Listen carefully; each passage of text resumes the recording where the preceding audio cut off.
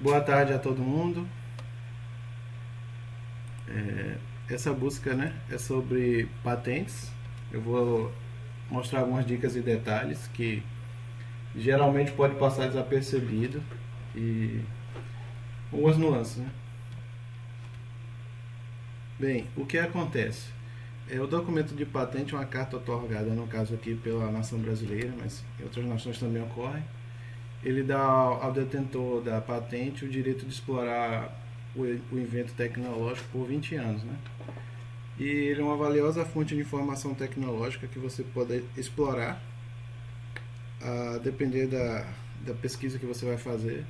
E ele atua como uma contrapartida do sistema de propriedade intelectual, porque ele vai permitir à sociedade, né, disponibilizar aquela informação. Mas essa aqui é uma amostra da carta patente, né, como a gente a conhece aqui no Brasil.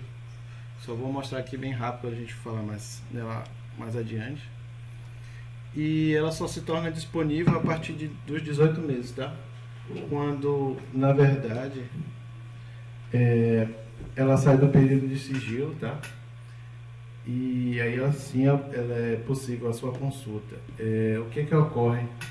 Só após esse período de 18 meses você pode realmente acessar essas informações. Até então é um período de sigilo para evitar o vazamento da informação, né? Ou então você também poderia ocorrer pelo outra questão de propriedade intelectual, seria o segredo industrial, mas só vou citar a nível de exemplo, não vamos trabalhar com ele hoje. Ali fala da publicação da RPI e a revista do NPI, que sai toda terça. Aí você pode também acessar o site do NPI para entender algumas patentes que são citadas todos os dias. Bem, aqui você vai ter, né, as informações legais do documento de patente. Tá? Vocês têm que se ater sobretudo às reivindicações, porque as reivindicações é onde está vamos dizer, a exigência legal. Se você não escrever bem a reivindicação, o documento seria negado, mas eu vou mostrar um pouco mais adiante. Por exemplo, o título aqui ele vai mostrar que é uma cadeira de praia, que tem guarda-sol, está descrito aqui.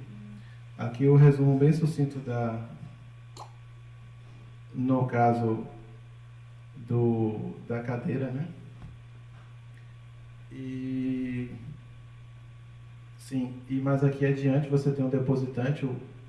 Qual a diferença do depositante e o inventor? O inventor é só quem inventa, a não ser que seja um inventor pessoa física, tá? O inventor, ele necessariamente, ele não tem o direito sobre a patente, sim um depositante, que é o representante legal ou o empresário, vamos dizer assim. E aí dentro da patente você vai poder esmiuçar as informações técnicas, o relatório descritivo, essas figuras aí, e tem outras coisas mais que a gente vai ver. Por que é importante esmiuçar uma patente, né? Porque é um depósito que excede 2 milhões de documentos de patente no mundo. Também a informação mais recente em relação ao estado da técnica, né?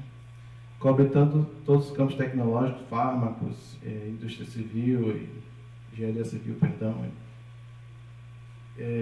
informática. Você pode acessar através de e-mails eletrônicos, tá? E através de coleções de documentos, que os mais importantes seriam os escritórios nacionais ou regionais, como o EPO, da Europa, European Patent Office. O conteúdo, ele diz aqui, suficiente para que um profissional da área técnica da invenção ou técnico no assunto consiga realizar. Artigo 24 da LPI, Lei de Propriedade Industrial. Nesse conteúdo aqui vai estar principalmente nas reivindicações. Se não for o suficiente você descrever exatamente como a invenção poderia ser feita e o técnico não conseguir fazer, essa informação da patente ela não seria, vamos dizer assim, processada e seu pedido seria indeferido. Então tem que se ater bastante a isso. Indexação e recuperação, né? Os documentos são ordenados, né? Por indexação são os códigos. A gente vai mostrar mais adiante. É uma fonte muito vasta de bibliografia, no resumo, nas reivindicações. Segundo a OMP, 2/3 da informação tecnológica no mundo disponível está contida em documentos de patente. Tá? Bem, uma das etapas para a busca é você definir a matéria que você vai buscar, com as características essenciais da invenção. A escolha da base de dados, que a gente vai ver se vai ser comercial ou gratuita, tá? sobretudo delimitar o campo de busca, né? Os sinônimos ou regionalismos. A classificação internacional também conta muito, se vai ser CIP ou CPC. Não esquecer essa parte. CIP é Classificação Internacional de Patentes, CPC é Classificação Cooperativa de Patentes. Aqui, o CPC foi um acordo entre o USPTO e o escritório, o USPTO é o escritório dos Estados Unidos e o IPO da Europa. Tem 200 mil classificações e o CIP 70 mil grupos de classificações. Se até o período de tempo, eu vou mostrar mais adiante, as datas que você tem que estipular a data e o país, ou então a região. Baseado nisso, você vai montar essa estratégia, né? E a partir disso aí, você vai fazer a análise dos documentos recuperados que vão surgir a partir da busca. E a partir disso, você vai refazer ou não, a depender de como é que isso vai se comportar. E aí, então, você vai ter que fazer um refino gradual dos elementos sem interesse. Delimitar também o objetivo, né? O que mais? Os recursos, para você, se você vai lidar com uma base gratuita comercial, é diferente. A comercial, ela lhe dá tudo mais mastigado, como eu vou explicar aqui. Mas, por exemplo, no caso, né? No caso da base comercial, o que é que ocorre? Ocorre que ela te dá mastigada, né? Mas aí o custo vai ser maior, mas ela te dá acesso a mais relatórios e tudo. Vai depender da sua equipe também, como é que você vai acessar isso. No Profinit a gente acessa bastante o Orbit, mas tem outros também, como Patent Lens. As bases nacionais são importantes porque são a maior fonte de dados daquele país, tá? E as gratuitas, elas têm uns diferenciais, como o SpaceNet NetPatch, que eu vou mostrar aqui nesse gráfico. Pois o SpaceNet, ela está disposta em mais de 100 países, né? O Patent Scope, WO é Worldwide, é mundial no caso, e deposita em vários países. O NPI, no caso, é só no Brasil, tá? O LATPAT é para produtos na América Latina e Espanha. Só que, por exemplo, o Patent Scope te dá uma busca por compostos químicos, que as outras não têm, acho que é o grande diferencial da Patent Scope. O NPI, em relação aos outros, só permite a busca em português, tá? Eu acho que é vamos dizer assim, o diferencial do NPI. Mas, por exemplo, as outras você pode ir para o LATPAT em espanhol e a SpaceNet em inglês. Todas elas possuem exportação de gráficos, exceto o NPI. As limitações das bases gratuitas é sobretudo a maneira como você vai acessar os operadores booleanos, a maneira de truncagem também, tá? O que mais que temos aqui? O número limitado de campos de busca, que no caso do INPI você só tem acesso a busca simples e avançada, tá? A maioria não te dá a possibilidade de acessar os compostos, a busca em compostos químicos, a exceção é o Patent Scope até o momento. E poucas têm resultado de gráficos. Aqui, por exemplo, agora nós estamos falando sobre o Patent Scope de novo, tá? E, no caso, ele, como eu tinha falado, 50 países e regiões, mas o Patent Scope, vamos dizer assim, sucintamente, que é uma reunião de vários escritórios regionais que passam a documentação para ele e ele sintetiza isso e passa da melhor maneira possível. E aí você pode explorar em tabela e gráfico, tem também os que são depositados via PCT. Para quem não sabe, PCT é o Tratado de Cooperação de Patentes, onde você pode escolher depositar em um país ou vários países, ou vários grupos de países. Tá? Você também pode fazer a busca por texto completo e por várias línguas, acho que é a coisa mais importante, japonês, russo, as línguas chamadas duras. Os campos de busca já são mais diversificados. E, como eu já falei, os compostos químicos, que é o diferencial dela. E também ele tem um diferencial que é o inventário de PC para protocolo de patentes verdes. Aqui, no caso, temos todos os registros que ele tem para PCT e as coberturas da coleção de cada país. Tá? A maior cobertura é dos Estados Unidos, 12 milhões de registros aqui, inclusive uma parte em japonês Aqui um dos menores é a Índia, que poderia ter mais. Chama a atenção aqui Índia porque é uma coleção grande de fitoterápicos, mas está no nível da base local deles. E é uma das maiores indústrias de fármacos. Seria interessante para quem quer pesquisar fármacos e pesquisar na área de patentes da Índia. Aqui nós temos a cobertura da Patent Scope, né? Que ali, por exemplo, você digitou o escritório dos Estados Unidos. Você poderia ter escolhido os Estados Unidos, ou a base do Latipad, ou a Ásia, Europa. E agora nós estamos com o SpaceNet. O SpaceNet dá a possibilidade de escolher entre mais 100 países. E temos esses outros campos de título, número de publicação. Vocês podem olhar aqui abaixo. Como é que eu vou chegar naquela parte de Worldwide, né, que é patentes mundiais? Você vai acessar através do glossário aqui. Você procura no glossário e clica na opção correspondente, que seria do Worldwide. Tem também essa parte do Empadoc. O Empadoc é a base de dados do SpaceNet, onde você vai ver as patentes concedidas, os dados bibliográficos das patentes também, assim como os depósitos, o status legal que ele vai te dar também, e ele também te dá reunião sobre a família de patentes. Né? Você vai ver pelo menos uma questão da prioridade ou vários documentos ligados a essa mesma família. A ajuda rápida aqui do SpaceNet é interessante, que ele vai te orientar, por exemplo, quantos termos eu vou colocar por campo, ou quais palavras ou tipos de palavras eu posso colocar no abstract, os truncamentos, entre outras informações aqui. Eu gostaria de esclarecer que essa é um estudo inicial, tá? A gente vai fazer outros estudos mais adiante também sobre patentes. Aqui o NPI, você tem acesso a tutoriais, você vai na página do NPI, tá? Formação Tecnológica de Patentes, que é você acessar os guias de busca das patentes tutoriais, tá? Aqui, no caso, você pode digitar busca de patentes, nesse ícone aqui, e depois seguir pelo guia prático. A gente vai te dar todas as informações. E recentemente eu descobri que agora tem um site, minha primeira patente, onde ele já te dá até a digitação, então facilitou bastante. Se até que antes de você começar a busca, jamais esquecer a estratégia que você vai precisar, né? Como a gente pensou nos recursos, na cobertura, essas palavras-chave, a classificação, né? O período e os inventores também. Se surgir muita coisa que você viu que é desnecessário, você vai ter que refazer a estratégia, tá? E depois dessa busca inicial, você vai avaliar se os documentos encontrados são realmente adequados ao seu objetivo. Um dos tipos de busca que a patente te possibilita é, por exemplo, ver a questão das anterioridades. Por quê?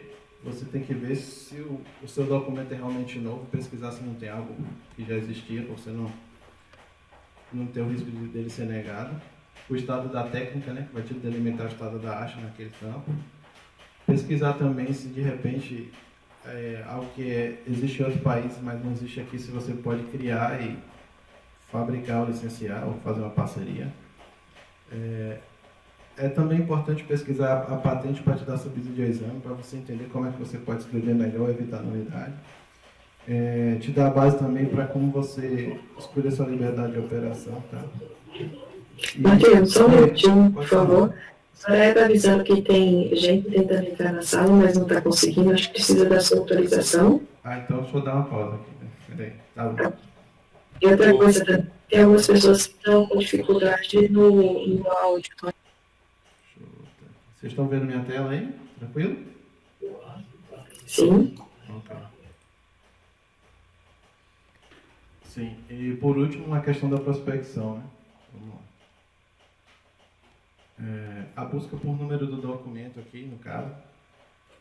No caso, a gente digitou essa aqui, PI 0111111, dígito 8.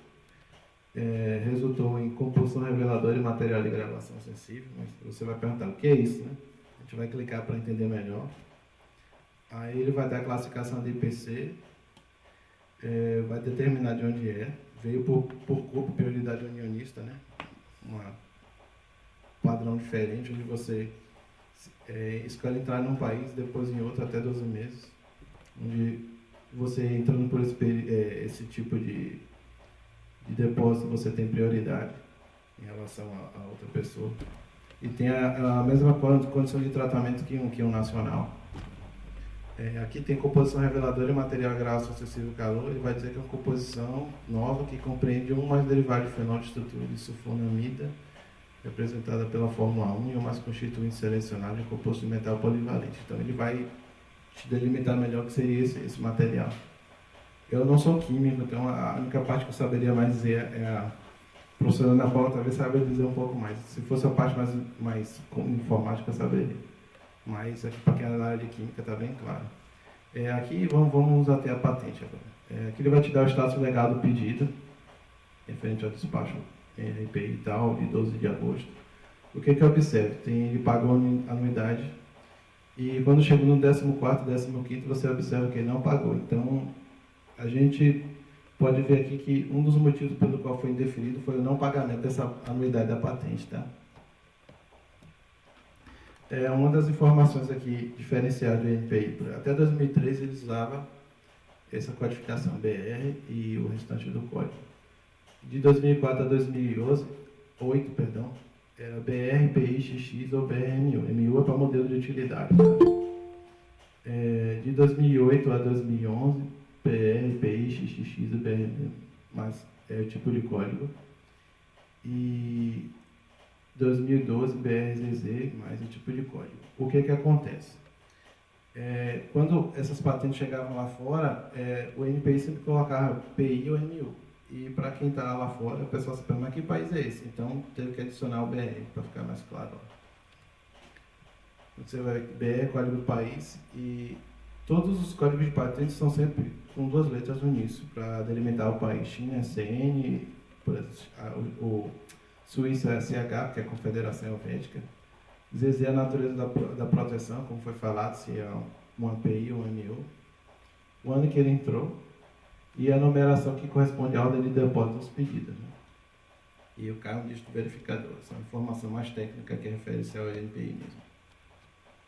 Aqui, por exemplo, o pedido depositado em 2009 tinha essa classificação aqui. PI 09, terminava com dígito 2. Em 2012 ele já tinha um BR, que classificava o Brasil. Se você ver aqui, por exemplo, o depósito dos Estados Unidos segue a minha classificação. US, esse tipo de classificação. Depois ele passou a se diferenciar também. US 67, mas sempre já diferenciava o país. E ficar aqui em cima também, ó, mais claro aqui, ó, quando você observar a patente. E a data também. O FTO, né, é Free Trade Operation, você checar a liberdade de operação, você vai proteger no país, você tem que pensar onde você vai escolher a produção. No país internacional, porque não existe patente mundial. No caso, o protocolo mundial de patente facilita você operar com um pedido só em mais de um país, mas não te implica dizer que você tem uma patente mundial, isso não existe. Ou então patentes em outros países, né, ou em regiões. Por exemplo, esse aqui é um invento que está lá na China, sobre uma impressora tridimensional, esse código aqui, CN106. Você vai colocar aqui Number of Publication, número de publicação, tá? Ao você clicar nele aqui, você vai observar que é uma impressora 3D para a produção de joias e materiais de impressão. Esse aqui é o depositante. O inventor, como eu falei, são coisas distintas, né? Aqui você vai ter, por exemplo, o código, são A e B, que se refere a duas informações, uma impressora para joia e um método de impressão. Como eu falei no Paddock, também registra aqui as informações de Paddock, publicado na China, desse tipo. Aí vamos ver se tem uma publicação em outro país. Aqui fala também, você pode verificar a família de patentes, se você quiser. Okay. Ele vai te mostrar algumas informações dessa família de patentes aqui.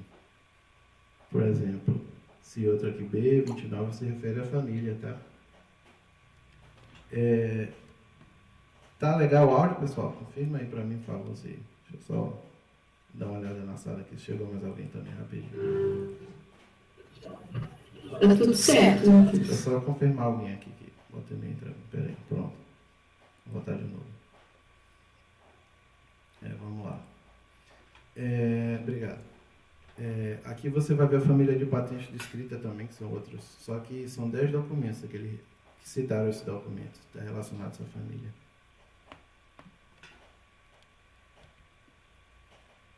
Deixa eu ver, isso aqui. Aí você, por exemplo, descobre uma coisa, esse documento está na China, mas não está no Brasil, não está nos Estados Unidos. Você que inventou, você pode escolher tratar esses dados e fazer a invenção aqui, você não vai ter concorrência. Por exemplo, a busca na base do NPI, Web Busca. Aí você vai ver aqui quantos documentos de patente da UFRJ existem nessa base. Você vai clicar aqui no nome do depositante titular. Enter. Você vai ver que são só 307, né? Aí você vai perguntar, será que isso é suficiente? Vamos ver. Aí você vai digitar agora o nome por extenso, né? Universidade Federal do Rio. 84 mil, gerou muito depósito, né? Inútil.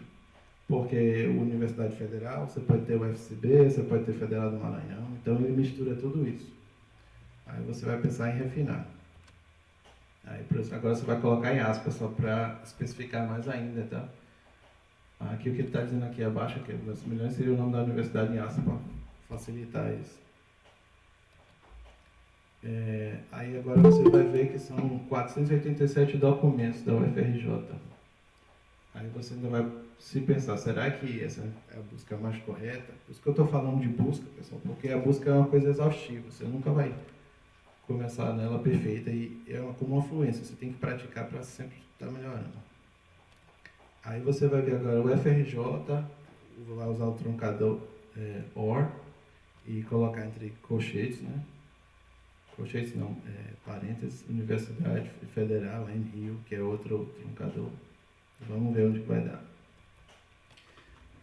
Já está mais fidedigno, né? 606 é um resultado mais aproximado. Se você for observar muitas vezes, a UFRJ também publica lá com a Petrobras, às vezes ela coloca só, não coloca a Universidade Federal, só a UFRJ. É uma questão de estratégia também. Por exemplo, agora vamos para a SpaceNet. Aqui temos, por exemplo, a Fundação Oswaldo Cruz, em aspas, já para facilitar. Aqui você tem alguns resultados, por exemplo, deu 438, você vai entender o que o Oswaldo Cruz está pesquisando lá, você vai ter também a família de patentes, né? E, por exemplo, um dos resultados que eu soube é que lá fora um pesquisador foi fazer essa busca e estava dando Oswaldo. Se foi um erro de digitação, não sei se foi alguém lá fora. Aqui eu acho difícil alguém fazer isso. Então, às vezes, por mais inusitado que seja, você vai ter que pensar em algo bem diferente. Aqui, por exemplo, a busca você vai poder fazer como a gente faz, né? A questão do acervo bibliográfico, você coloca o sobrenome, depois o nome desse cientista famoso, no caso do SpaceNet, ou então um depositante, como foi citado, entre aspas. Aí vamos agora buscar com esse físico famoso, que o cara não inventou, Albert Einstein. Aqui o nome completo dele é Renshaw Albert Einstein. Só encontramos 13 resultados, né? Para quem é relativista, quer seguir os passos dele, é bem importante isso aqui. Família de patentes também está aqui descrita, em 2 tipos de classificação, CPC e IPC, e onde foi publicado, né? Nos Estados Unidos, e a prioridade. Agora, no caso, a gente vai ver telefone e com asterisco. Queria que vocês focassem esse exemplo, tá? Porque mais adiante eu vou falar um pouco mais sobre essa questão da truncagem. Que era sobre, no caso, telefone sem fio. Era de um brasileiro chamado Roberto Landa, que é do fim do século, que você vai colocar a data mais ou menos aproximada. E a tecnologia ele inventou sem fio, tá? Aqui embaixo está no campo, inventou. Eu vou explicar depois porque ficou um pouco cortado. Aqui no caso, né, tem o wireless telephone, telefone sem fio. O nome completo dele era apelidado de padre. Aí você clicar no interior do documento, você vai ter mais informação. E aí você vai descobrir que documentos posteriores citaram esse documento. Essa é a diferença de cited e citing. Os citing são os documentos posteriores que fazem referência a esse documento. Aí, no caso, só encontrou um resultado, foi de Williams, e o depositante foi de um grupo Farnsworth.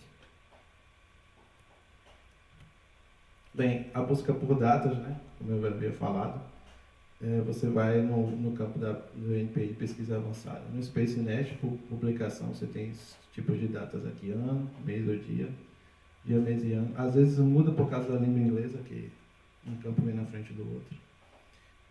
Por período de tempo também, você pode ter essas seguintes formas aqui abaixo: 2000 a 2002 separado por 2 pontos, ou então, entre aspas, 2000/2002. No Patent Scope, você tem vários tipos de datas, tá? Publicação, depósito, data de prioridade, data de entrada na fase nacional. Os formatos das datas possíveis, que na busca por combinação de campos, são 2010 ou 2010, aqui no caso 2010, o mês e o dia, ou esses outros formatos aqui. Na pesquisa avançada, você vai colocar no período de cocheiros, 01 até TTU2 2005. Ele fala que se você quiser, você pode usar o help também, ajuda, né, para facilitar, se tiver uma dúvida. Você também tem que saber a escolha de termos, sinônimos são importantes, porque macaxeira às vezes é um jeito aqui, e outro estado pode ser aipim, e em outros países também muda a maneira como se escreve nos produtos. Por exemplo, se você quer acessar uma tecnologia no original, por exemplo, o CD ele só passou a ser CD depois de um tempo. O formato como ele era descrito, né, essa patente aqui, não era chamado de CD. Está atento à truncagem dos termos, tá, pessoal? Por exemplo, aqui, como eu falei, telefone, o asterisco, né, te dá várias opções. No SpaceNet, no caso, a truncagem, né, vai dar um número limitado de caracteres.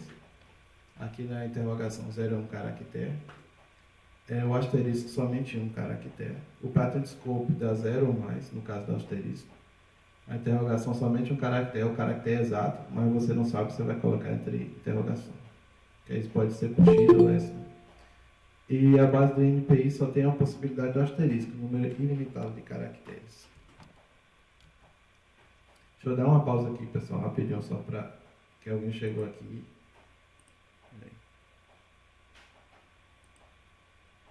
Pronto, vou voltar. Deixa eu ver se tem mais alguém aqui. Tem mais alguém que quer entrar na sala, pessoal? Não? Acho que não. Vamos lá. Vamos seguir aí. Bem, vamos agora entrar para os operadores booleanos, né? O AND seria a interseção, que teria cadeira e balanço, só que é em comum. O seria todos os pedidos, né? E o AND NOT é exclusão, tá? Ter cuidado, se você colocar tudo junto em AND NOT no SpaceNet, ele vai negar sua busca. E se você for colocar uma busca mais específica, não colocar um AND NOT, senão ele vai excluir seu termo. Isso eu falo para todas as buscas. Palavras-chave, né? Ficar atento, porque muitas invenções dos inventores não ficam padronizadas. Isso é uma questão de sigilo, e quando há fusões também pode mudar de empresa para empresa, e eles às vezes colocam o nome do inventor em abreviado, tá? Por exemplo, alguns termos e áreas técnicas você vai encontrar significados distintos. Eu vou explicar uma coisa bem emblemática nisso mais adiante.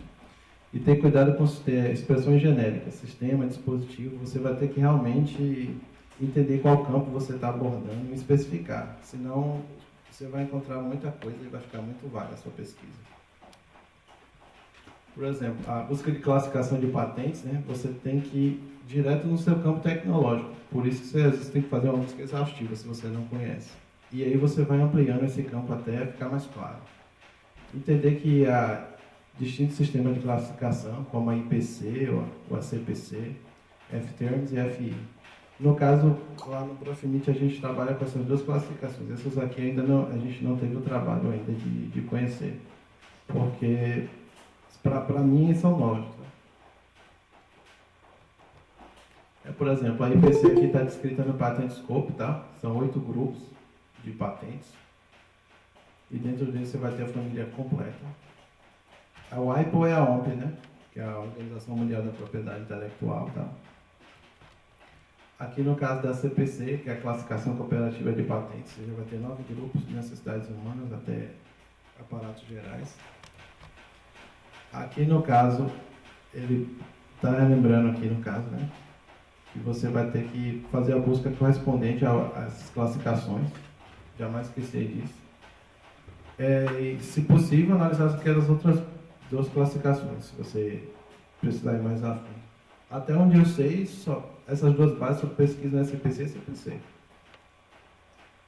E combinar palavras-chave, esse tipo de classificação também é importante, que são várias classificações. A gente vai ver mais adiante que tem evento que está em 2 tipos de classificação. Por exemplo, que eu estava falando um exemplo emblemático, o tanque. Bom, na língua portuguesa é um tanque, agora eu te dou certeza que na língua alemã tanque, cada um seria diferente aqui, tá? Por exemplo, tanque doméstico tem essa classificação aqui. Tanque de gás já é a família F. Para peixes A.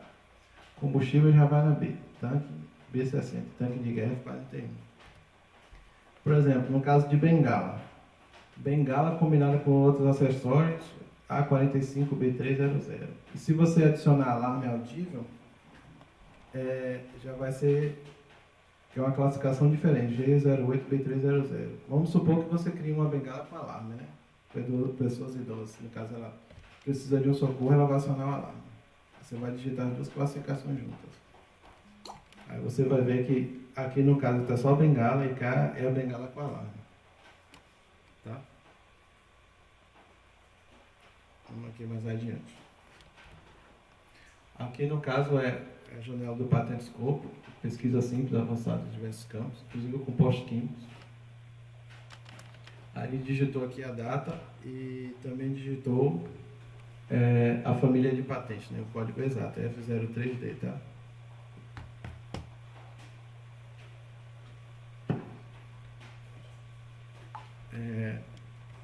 Agora a gente vai ter, no caso, a data que tem aqui e o código exato da classificação internacional.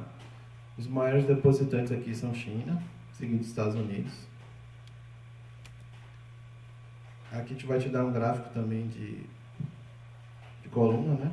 Seguido de um gráfico de pizza, tá? Só um momento, deixa eu só adentrar o pessoal que está aqui na sala rapidinho.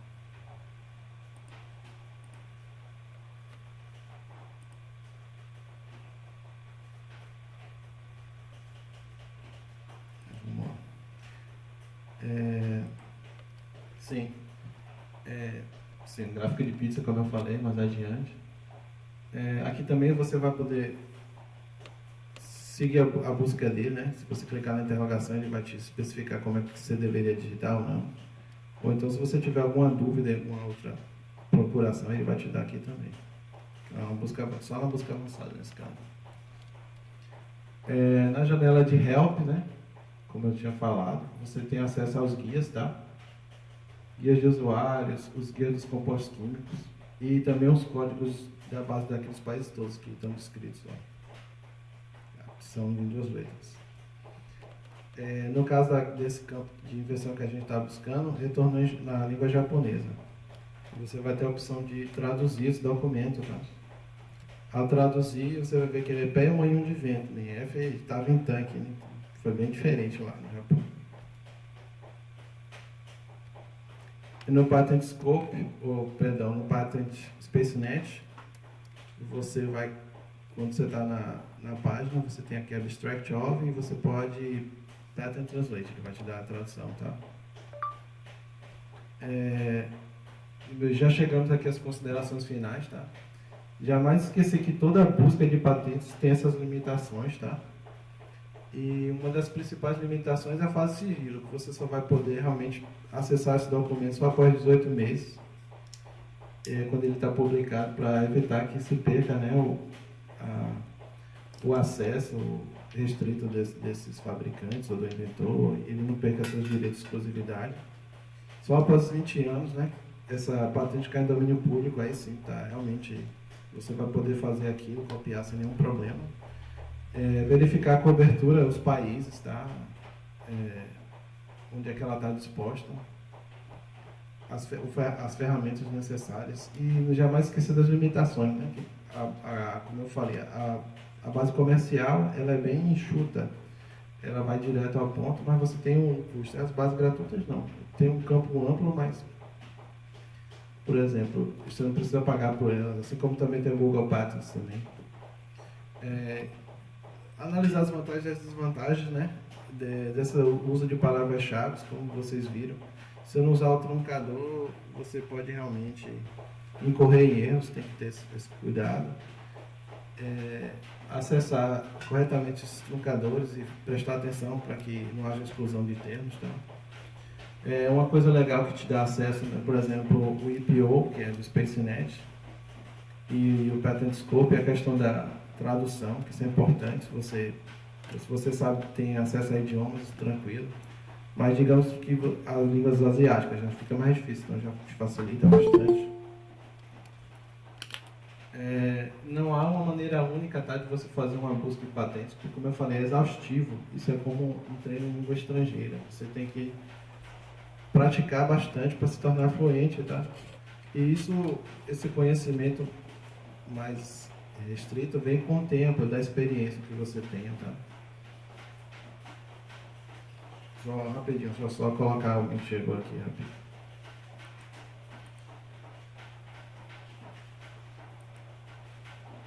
Vou voltar, pronto. Sim, vamos aqui mais adiante, como eu estava na conclusão, né? Jamais esquecer também da questão da literatura não patentária. Como a gente tem acesso à base de dados da CAPES, isso facilita, né? Artigos científicos ou até revistas que falam sobre o invento, está te dando uma luz ali para você pensar nisso. Lá no portal da CAPES também a gente tem acesso a outra base chamada Derwent, que ela é comercial, mas que nesse caso aqui se torna gratuito para nós somos pesquisadores da rede pública, tá?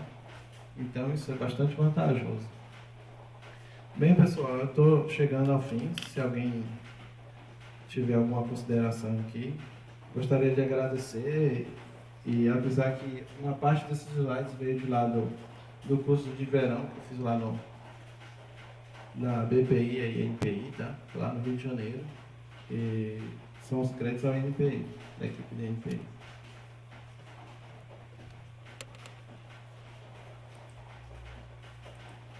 Professora Ana.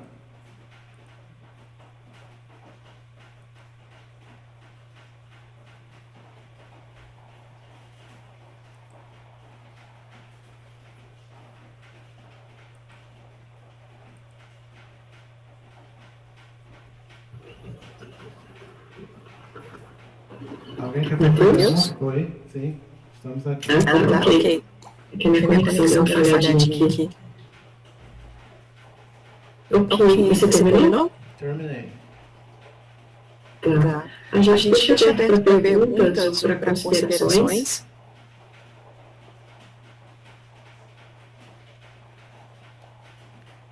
Matheus, Oi. Eu queria que você comentasse a respeito dos cursos que você tem feito em propriedade industrial. Sim. Um dos últimos cursos que eu realizei foi o curso de verão lá na BPI, em parceria com a INPI. A BPI é a Associação Brasileira de Propriedade Intelectual, que além das patentes, né, a gente estudou marcas também, direito autoral, inteligência artificial também. Deixa eu ver mais alguma coisa aqui. Indicação geográfica não foi abordada, infelizmente. Mas a gente tem assistido live sobre isso e a gente é da cadeira na verdade, a minha orientadora, que é a professora Ana Paula, ela é da área de indicação geográfica, então a gente está junto nessa cadeira aí.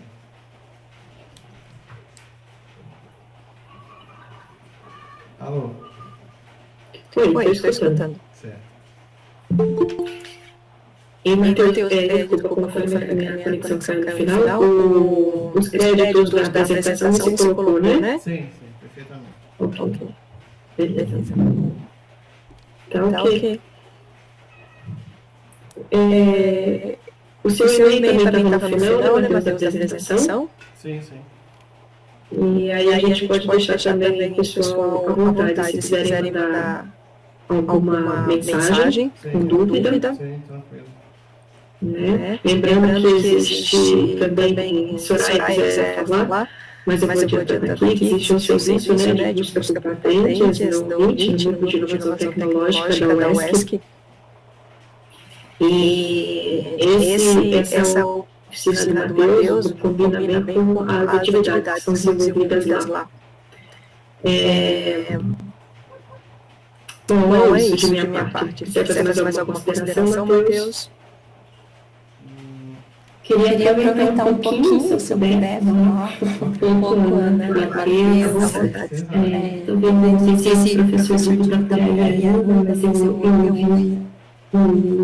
no início, que eu acho bastante relevante a gente deixar claro, né, para os inventores, para os pesquisadores que pensam redigir uma patente, que essa busca de anterioridade ela é fundamental para que a gente consiga, né, ter ideia realmente se o nosso invento, primeiro, se ele é patenteável, se ele atende à legislação quanto aos requisitos de patentabilidade. E a gente recebe muitas pessoas no MIT falando, eu tive uma ideia, eu quero patentear, tal coisa, eu quero patentear. Então, é importante que, claro, a gente está lá para todo esse tipo de esclarecimento, mas é importante que o inventor, muitas vezes, ele não tem esse conhecimento de identificar o que é patenteável e o que não é patenteável, né? Essa busca de anterioridade também ela é bastante importante porque vai realmente identificar se o que eu quero proteger, ele é realmente passível, né? Passível de proteção. Então, o que a gente tem feito no mundo ou mesmo no país, no caso se a gente vai fazer apenas um depósito nacional, o que a gente tem aqui? Então, consultar realmente a base do INPI, consultar essas outras bases para a gente ver o quanto o nosso se assemelha ou o que o nosso é diferente. Por isso a importância, quando a gente está escrevendo, né, as reivindicações, realmente deixar claro o que eu quero proteger. E às vezes a gente faz essa pesquisa para o inventor, ele conta toda a trajetória, só que aí você fala assim, mas o que você quer proteger? Muitas vezes não está claro o que quer proteger. Tá? Então eu tenho achado essas oficinas assim muito proveitosas para a gente difundir esse conhecimento, a importância que tem a gente desde cedo estimular nossos estudantes a pensarem diferente, a serem empreendedores. A gente está vivendo um momento diferenciado em que tudo isso vai fazer uma diferença muito grande, né?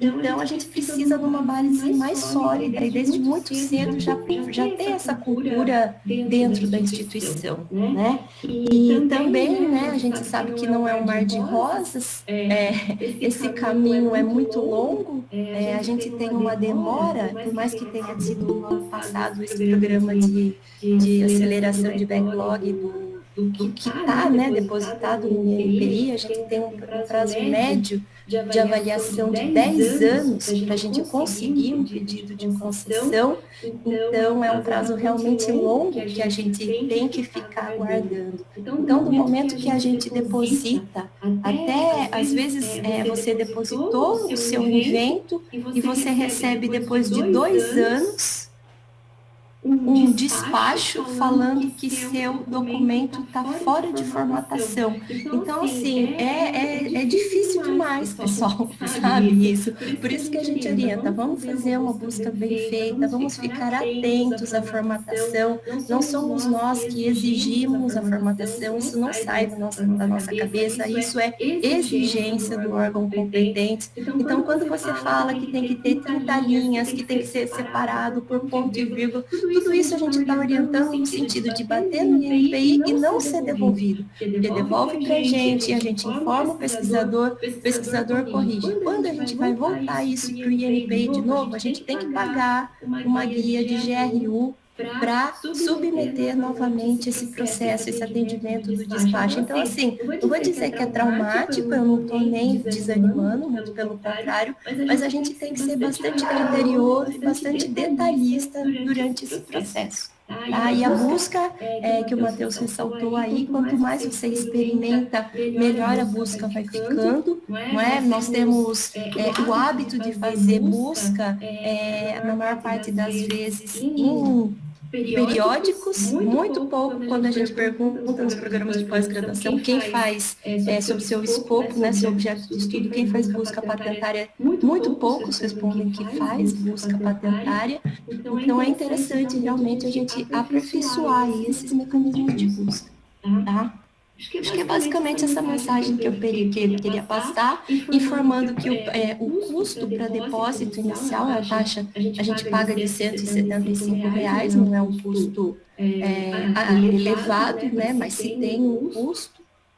E a partir daí, toda semana, para saber o andamento né, do seu evento, a revista da INPI solta toda terça-feira dos despachos, então, se você vai na página lá da revista, você vê, são 3.000 e poucas páginas que a gente tem de revista, porque solta e a gente, no NIT, cuidadosamente, toda terça-feira faz um crivo na revista toda para saber se tem ou não despacho de pesquisadores nossos da UESC que precisam de manifestação. Então, até agora, nós temos uma única patente concedida em titularidade com a Universidade Federal do Rio Grande do Sul. Temos alguns colegas professores que já se aposentaram e ainda não tivemos respostas das patentes, já está indo para 10 anos e a gente está na expectativa que agora, esse ano, a gente tenha uma resposta e a gente espera que positiva. Aí, depois de 10 anos, você espera e também não sai, aí é um balde de água fria, mas é a experiência, né? E vamos trabalhando nesse sentido. Né? Acho que era isso. Obrigada, Matheus, pela sua apresentação. Só enriquecer o que você falou, professora. E quando eu estava lá no curso de verão, uma informação bem interessante da professora Nádia, né? Que ela está à frente do Parque Tecnológico da Paraíba. Eu acho que você já deve estar ciente dessa informação. A Universidade Federal da Paraíba está publicando, junto com a de Campina Grande, eles estão publicando mais do que o pessoal da Unicamp e da USP, né? Questões de patentes. E chamou a atenção isso não só da área específica, né? Como da imprensa. E ela explicou por que isso está ocorrendo, né? Eles estão colocando essa meninada que está chegando aí agora, de ciência da computação e de outros cursos, e estimula esse pessoal a publicar, entendeu? E eu lembro do Suzuki ter falado isso, bastante isso. O Suzuki falou que a nível de pós-graduação na China, isso ocorre a cada fim de semestre. E quando a gente chega aqui às 5 horas da tarde, lá na China já são pelo menos 500 patentes todos os dias. Né? A China já publica todo ano 1.500.000 patentes. Né? Outra coisa que eu me lembrei também, por exemplo, quando você falou da questão do exame, né, da patente, muitas vezes, às vezes eles retornam para a gente no caso do exame preliminar, que a patente configura de acordo com os exemplos tais. E às vezes a gente tem que se ater aos exemplos que o INPI solicita para a gente, né? Que de repente ele quer mais um detalhamento daquela tecnologia, que de repente pode ser uma tecnologia nova, ou uma coisa mais aproximada. Né? É mais ou menos isso. Exato. Eles são muito pontuais em todas as reivindicações que eles fazem, todas as manifestações que eles pedem, eles nos dirigem para respostas, eles são muito claros, é tudo muito cuidadoso. Então, se você seguir realmente todas as orientações que eles dão, realmente você vai ter êxito, sabe? Você tem que, a não ser que a gente já começa submetendo, porque o que acontece também, sabe, Matheus, de repente essa é a minha posição, a gente tem um boom e você acaba depositando, depósito, você tem um aumento no número de depósitos, mas não temos, né, a certeza de que esses números serão convertidos em solicitações. Então, assim, eu acho que são bem-vindas, mas a gente tem que realmente ter um crivo. Isso realmente é novo, né? Isso atende à legislação, aqueles 3 pré-requisitos, né, da novidade, aplicação, atividade inventiva e aplicação industrial. A gente realmente se enquadra dentro desse escopo, porque às vezes não, né? Então, assim, no primeiro momento, o depósito, aquilo que eu costumo dizer, o papel aceita tudo. Você coloca lá e você está depositando, o seu número está aumentando, mas não significa que vai ser concedido. Não estou dizendo que esse é o caso da Universidade Federal, muito pelo contrário, né? Mas a gente já participou de políticas nesse sentido para impulsionar, não é? Tanto é que nós vemos que muitas de pedidos que nós recebemos recentemente, 3 indeferimentos, né? Foi dito, a sua reivindicação não atende ao critério de novidade. Nós recebemos 2 despachos, então você fica lá esperando 8 anos e daí você recebe isso. Não é novo. Não se enquadra na legislação. Tá? Então você fala, nossa, eu fiquei 8 anos esperando para ouvir a resposta de que o meu era novo, mas não que o meu não é novo hoje, o meu já não era novo há 8 anos atrás, entendeu? Então isso é uma boa discussão, mas eu não quero me alongar aqui, eu quero deixar a oportunidade para os colegas aí tirar dúvida, a gente está à disposição aí no NIT da UESC também, via remota, a gente está com algumas dificuldades de acesso, não está podendo atender tanto ao público na velocidade que a gente gostaria. Felizmente, a gente tem recebido bastante demanda, os colegas têm mandado bastante pedidos, né? Feito bastante pedidos, e a gente está aí com um fluxo grande em caixa, então a gente não consegue dar uma resposta do pedido de solicitação de patente em 1 em 2 semanas, a gente está precisando aí de um prazo maior para atender essas solicitações, né? Mas estamos lá à disposição. Obrigada, viu, Ana Paula, obrigada, Matheus, obrigada, professor Dib. Obrigada, Soraya. Uma colocação que eu queria fazer rapidinho é com relação a outra perspectiva de patentes. Eu sou da área de biotecnologia, né, microbiana. Trabalho com aplicação de micro-organismos. Então, a gente olha também uma base de patentes como uma fonte de referência, né, principalmente para experimentos e ideias. Então, se a gente tem alguma coisa em mente, uma estratégia muito boa para quem é acadêmico, né, usar um banco de patentes, não somente visando a patente em si, a busca de patente em si, mas como uma fonte bibliográfica também. Né? Isso nas reuniões de laboratório a gente tem colocado, porque realmente é uma coisa que quem está na academia fazendo pesquisa, poucos param para fazer essa busca, né? Não fazer só como a professora Soraya falou, né? Não só na literatura científica, mas também na patentária. É isso. Se alguém quiser fazer mais alguma colocação.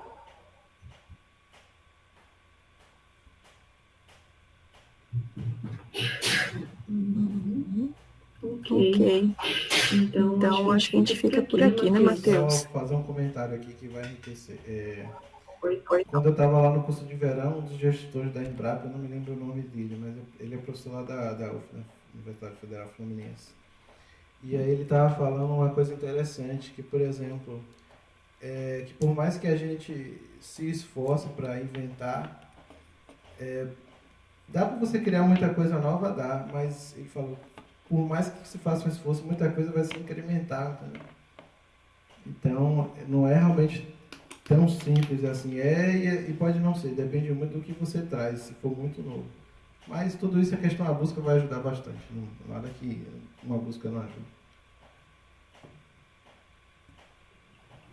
Ok, pessoal. Então, eu queria agradecer novamente a presença de todos. Matheus, muito obrigada pela apresentação. Obrigado a todo mundo. Obrigado, professor Dib, Toninho, professora Soraya. Muito obrigado a todos. Muito obrigada. Boa tarde, pessoal. Boa tarde. Boa tarde.